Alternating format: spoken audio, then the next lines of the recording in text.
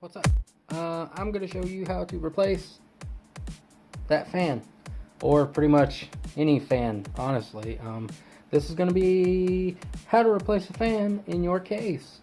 I know it's really simple. I know it's something that most of you guys will probably go, what the hell? Well, there might be some people out there who don't know, or might be nervous about it, or kind of wondering. So we'll go ahead and go through the step-by-step, and we'll figure it out from there, and we'll work together to make a plan. Alright, see you guys in a minute. First thing you're going to want to do is you're going to want to get another fan. This is a generic Corsair fan. I do have more of the ringed SP120s, but I really don't like them.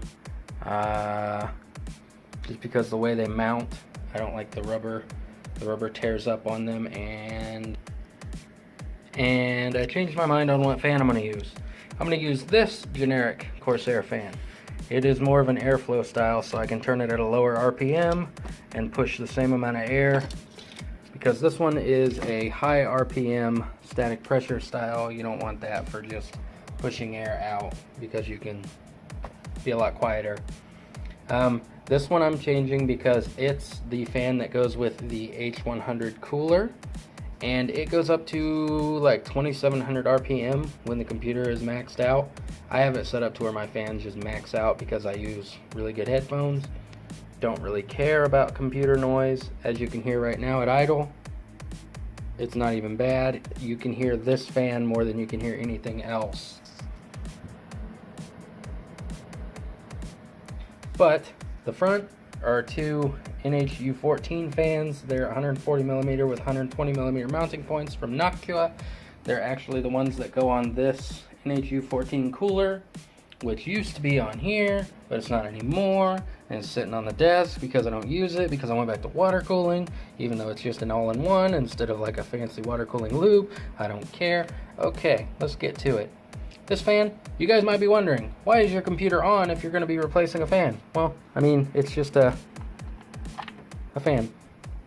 It's not going to kill anything if you unplug it.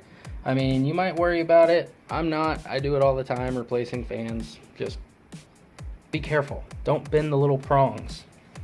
This is a 4-pin PWM, which means it's like super controllable.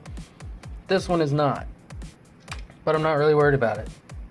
This one will go varying RPMs. This one, I think, just because it's a 3-pin, it'll do like 20%, 50%, 100%, blah, blah, blah, blah, blah. I don't think it goes all through a big range. There are 4 screws on the back where this fan is mounted that you can't see. Now you kind of can. So, I don't actually have 4 screws mounted in it. I just have the 2, which doesn't really matter unless you're worried about vibration. I have 1 screw over here, 1 screw up here.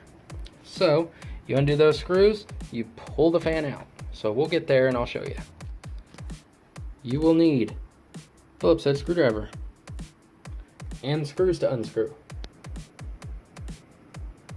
So when I undo it, I keep one thumb right there so that it doesn't fall onto the graphics card, and you can pull it out.